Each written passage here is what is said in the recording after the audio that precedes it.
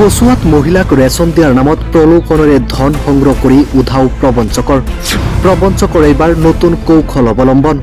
প্ৰবঞ্চনাৰ বলি এইবাৰ একাংশ দৰিদ্ৰ দুখীয়া মহিলা। দৰিদ্ৰ পৰিয়ালক ৰেচন দিয়াৰ নামত প্ৰথমতে ধন সংগ্ৰহ কৰি প্ৰথম মাহত কিছু সামগ্ৰী যোগাৰ দি পলায়ন প্ৰবঞ্চকৰ দলৰ। এই ঘটনা সংঘটিত হৈছে নগাঁও জিলাৰ কচুৱা থানাৰ অন্তৰ্গত কান্দাপাৰাত। কিছুদিন পূৰ্বে প্ৰবঞ্চকৰ দলটোৱে গাঁওখনত প্ৰৱেশ কৰি গাঁওখনৰ প্ৰায় 180 গৰাকী মহিলাৰ পৰা 1250 টকাকৈ সংগ্ৰহ কৰে ৰেচন দিয়াৰ নামত। ধন সংগ্ৰহ কৰি দৰিদ্ৰ মহিলাক কিছু সামগ্ৰী যোগান দি পলায়ন প্ৰবঞ্চক দলৰ। ইয়াৰ পিছতেই অঞ্চলজুৰি তীব্ৰ চাঞ্চল্যৰ সৃষ্টি হয়। প্ৰবঞ্চনা কৰা লোককেইজন ৰূপহী থানাৰ অন্তৰ্গত চাইদৰিয়া আৰু তেলিয়া চাপৰিটোপ গাঁৱৰ মফিজুল ইছলাম, ইছৰাফিল হক, ছাইদুল ইছলাম, আব্দুৰ ৰহিম আৰু জাকিৰ হুছেইন বুলি জানিব পৰা গৈছে। এই ঠগ প্ৰবঞ্চক লোককেইজনৰ বিৰুদ্ধে প্ৰবঞ্চনাৰ বলি হোৱা ভুক্তভোগীসকলে ৰূপহীহাট আৰক্ষী থানা আৰু কচুৱা আৰক্ষী থানাত পৃথকে এজাহাৰ দাখিল কৰে। এতিয়া এইসকল ঠগ প্ৰবঞ্চকৰ বিৰুদ্ধে আৰক্ষীয়ে তদন্ত কৰি কি ব্যৱস্থা গ্ৰহণ কৰে সেয়া সময়তহে হ'ব লক্ষণীয়। কচুৱাৰ পৰা মাইনুদ্দিন হকৰ ৰিপৰ্ট, পাব্লিক টক্স 24 নৰ্থ ইষ্ট। আমাৰ ঘৰ কচুৱা কান্দাপাৰা। কুইহাটৰ পৰা 5-6টা ল'ৰা আহিছে আমাৰ ইয়াত, আহি পেলাই এটা মিটিং দিছে, গাঁৱলীয়া মিটিং দিছে। মিটিঙত মহিলাসকলক মাতিছে, কৈছে আমাৰ ইয়াত চৌদিৰ পৰা কিবা এটা ফাউণ্ড আহিছে। ফাউণ্ডত বোলে চৌদিৰ পৰা মাদ্ৰাছা দিব আৰু কাপোৰ কানি দিব। কাপোৰ কানিৰ লগত ৰোজাৰ মাহত 1250 টকা কৰি, ৰোজাৰ মাহত 2000 টকা কৰি দিব, লগতে ইফতাৰ দিব। এনেকৈ কৈ পেলাই আমাৰ গাঁৱৰ পৰা 180 গৰাকী মহিলা মানুহৰ পৰা ইহঁতে পইচা দিছে 1250 টকা কৰি। লৈ পেলাই 6টা-7টা ল'ৰা আহিছে, আহি পেলাই মিটিং দি পেলাই লৈ পেলাই গুচি গ'ল। যোৱাৰ পিছত এতিয়া ৰেচনো নিদিয়ে, আমি ফোন মাৰিলে ফোনটো নুঠায় আৰু হেৰি কৰে। একবাৰ যদি ফোন লাগে তেতিয়া সিহঁতে বিজি বনাই দিয়ে, চুইচ অফ কৰি থয়। 2 মাহ পাৰ হওঁতে আমি 2-3 দিন আগতে সিহঁতৰ ঘৰত 2 গাড়ী মানুহ গৈছে। যোৱাৰ পিছত সিহঁতে মানে ঘৰত তলা মাৰি থৈ পেলাই গুচি গ'ল।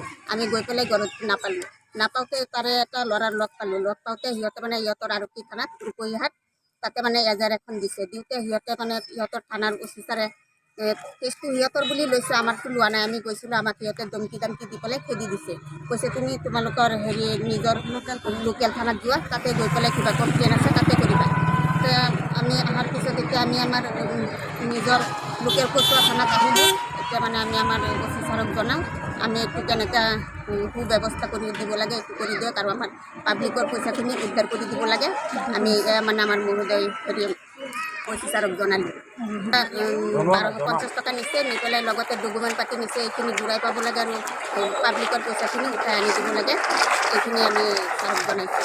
গাঁৱত মিটিং হৈছিলে, মিটিং মাতিছে। তেখেতে মোটামুটি 7টা-6টা ল'ৰা একেলগত আহে, 3টা ল'ৰাক উঠাই আহে।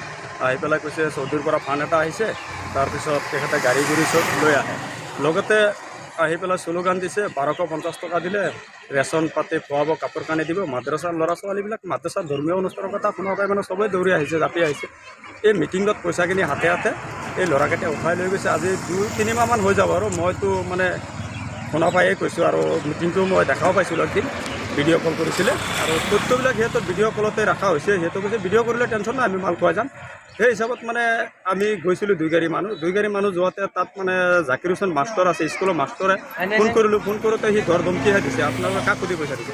মই কৈছোঁ আপুনি যে কাক সুধি, আপোনাৰ গাড়ীখন যদি পঠিয়াইছে আপুনি বোলে মেইন মালিক, তেনেকৈ কৈছে। আৰু ৰেচনৰ সামগ্ৰী কৰে মানে গোটেইখিনি মানুহৰ নামটো আমি নাজানো, এজাহাৰখনত লিখা আছে। নামখিনি মানে আমি দিম বুলি চেষ্টা কৰিম। সন্দেহ কৰিছে মুঠতে 6জন আহে, 5জন আহে, 3জন আহে, 2জন আহে, কেতিয়াবা 4জনো আহে। মানে গাড়ী লৈ আহে, য'ত মানে এনেকৈ চেণ্টাৰবিলাক দিছে, পাকুলিত দিছে, কাজিৰঙাত দিছে, গিলানীত দিছে, খেৰনিত দিছে, এনেকৈ বহুত বিভিন্ন জেগাৰ পৰা মানে সিহঁতে মানে প্ৰমাণবিলাক দেখাইছে। আমিও এনেকৈ দি আছোঁ, আপোনালোকক দিম। সেই আৰু 250 টকা কৰি সংগ্ৰহ কৰিছে আৰু ৰোজাৰ মাহত ইফতাৰ দিব আৰু এইটো চৌদিৰ পৰা একাউণ্টত পইচা সোমাই দিম বুলি কৈছে। এতিয়া মহিলাসকলে ৰেচন টেচন পোৱা নাই কাৰণে আৰক্ষীৰ চাপ চাপিছে। আৰক্ষীয়ে কি বিশেষ ব্যৱস্থা লৈ দিয়ে, দৰিদ্ৰ দুখীয়া শ্ৰেণীৰ পইচাখিনি উদ্ধাৰ কৰি দিব। 180 গৰাকী মহিলা। মুখ্যমন্ত্ৰী মহোদয়, ৰাজ্যৰ মুখ্যমন্ত্ৰী মহোদয়, আমি এইটোৱে মানে দৰিদ্ৰ দুখীয়াৰ পইচাখিনি উদ্ধাৰ যাতে হয়, এই পইচাখিনি আপুনি ৰূপহী মানুহকেইটাৰ পৰা আপুনি যিখিনি পদ্ধতিতে পইচাখিনি উদ্ধাৰ কৰি দিয়ে। আপোনাক বাৰ কৈ আছোঁ, মুখ্যমন্ত্ৰী মহোদয়, আপুনি এই পইচাখিনি যেনেকৈ আপোনাৰ ৰাজ্যতে বহুত ল'ৰাকেইটা কাম কৰিছিলোঁ আমি, আৰু আপুনি সহায় সুবিধা আমাক দিছিলে। সেই হিচাপত মই মানে ইয়াত সোমাই কথাখিনি কৈছোঁ। আপুনি পইচাখিনি মুখ্যমন্ত্ৰী মহোদয় আপুনি আমি কামনা কৰোঁ প্ৰবঞ্চনা কৰি টকা সংগ্ৰহ কৰিছিলোঁ। এজাৰ আমি ৰূপৈ থানাত এজাৰ দিবলৈ গৈছিলোঁ। ৰূপৈ থানাই কৈছে আমাৰ লোকেল থানাত এজাৰ দিব লাগে। তাত ল'ৰা এটা এজাৰ দিছে। এতিয়ালৈকে আমি কোনো তথ্য পোৱা নাই তাৰ পৰা আসামে ধৰিছে না নধৰিছে। ৰূপৈ থানাই কৈছে বোলে আমাৰ লোকেল থানা দিব। এতিয়া লোকেল থানা হিচাপে আমি কচুৱা থানাৰ আৰক্ষীৰ সহায় বিচাৰিম। সহযোগিতাত যাতে আমাৰ দৰিদ্ৰ দুখীয়া শ্ৰেণীৰ পইচাখিনি উদ্ধাৰ হয়।